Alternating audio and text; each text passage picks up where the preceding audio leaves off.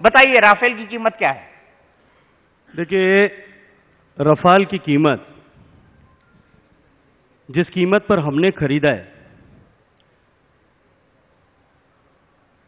वो कीमत बीच में जिस समझौते के तहत खरीदा गया है उसमें गोपनीयता का क्लॉज है। इसको आप और मैं दोनों जानते हैं और इस बात को फ्रांस के राष्ट्रपति स्वीकार कर चुके हैं, कंपनी के अधिकारी सीईओ स्वीकार कर चुके हैं। मैं तो एक प्रश्न पूछना चाहता हूं आपके माध्यम से, मेरे मित्र हैं, मेरे भाई भी हैं प्रताप सिंह जी, इनसे कि कम से कम राहुल गांधी जी ने जब यूपीए सरकार में खरीदी थी उसकी सही कीमत तो उनको बता दें।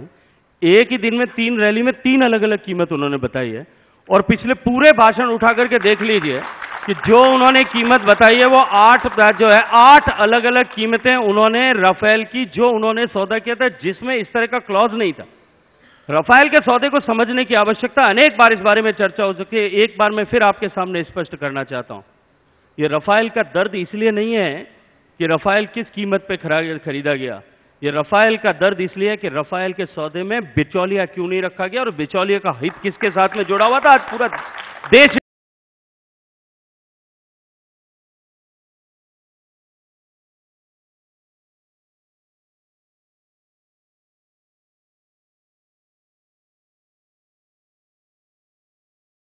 आपने बहुत अच्छा।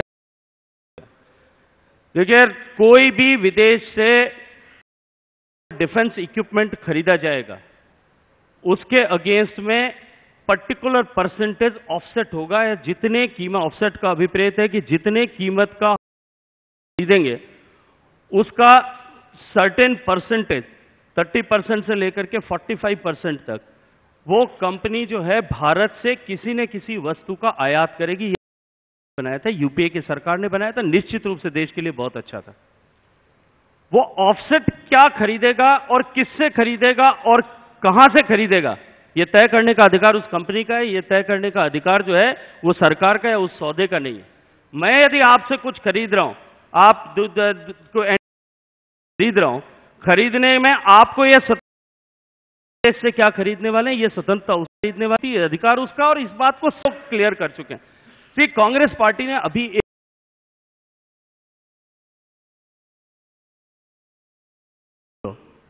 कल की एक कहानी थी, मुझे लगता है कि मुझे वापस सुना देनी चाहिए।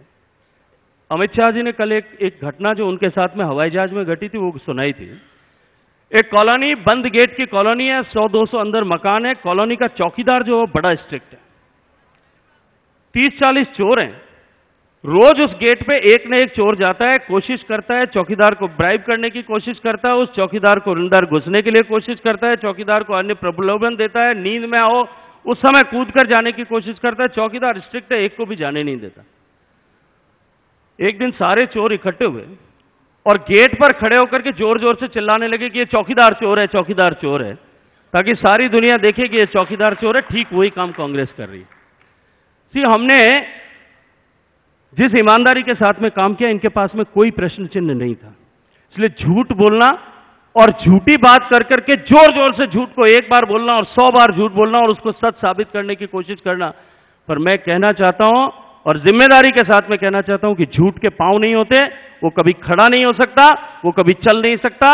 और इसी तरह से अनेक झूठ, मैंने झूठों का खुलासा किया।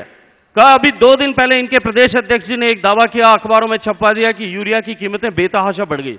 यूरिया की किल्लत है। मैंने डेटा के साथ में कहा कि यूरिया की कीमतें जो है वो पिछले 10 साल में यूपीए शासन से लेकर के और मोदी जी की सरकार बनने के बाद में 10 साल में केवल 17 रुपए 62 पैसे बढ़ी है। और वो 17 रुपए 62 पैसे भी सिर्फ पैकेजिंग कॉस्ट के कारण से 17 रुपए 62 पैसे पर टन, 17 पैसे केवल बढ़ी है, जिसके लिए उन्होंने झूठ बोल दिया कि बेतहाशा वृद्धि होगी।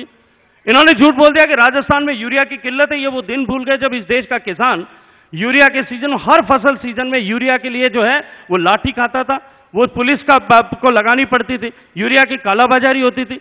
मैं प्रश्न करना चाहता हूं, क्या ऐसी मजबूरी थी कि जब वैज्ञानिकों ने यह बता दिया था कि यूरिया की नीम कोटिंग अगर कर दें उसकी ब्लैक मार्केटिंग रुक सकती है, उसका उपयोग कम हो, ऐसी परिस्थिति बन सकती है, किसान का खर्चा बच सकता है, किस दबाव में आपने ये नहीं किया था? और क्या इस हौसले की निश्चित रूप से मैं ये जानना चाहता हूं कि क्यों ये दाद नहीं देते कि एक निर्णय के आधार पर यह कर दिया कि इस देश में एक दाना भी यूरिया का बिना नीम कोटिंग के नहीं बिकेगा, सारी कालाबाजारी खत्म हो गई। क्या 4 साल में मैं, इतने दर्शक बैठे हैं और आपके चैनल को शायद देश भर में, प्रदेश भर में लाखों किसान देख रहे होंगे। आज वो किसान इस बात के गवाह हैं और निश्चित रूप से मेरी इस बात का समर्थन करेंगे कि पिछले 4.5 साल में एक भी घटना ऐसी नहीं हुई जब यूरिया के कारण से किसान को 10 मिनट भी खड़े रहना पड़ा। क्यों नहीं इस बात को स्वीकार करते? लेकिन झूठ बोल करके वो खड़ा करने की कोशिश की गई।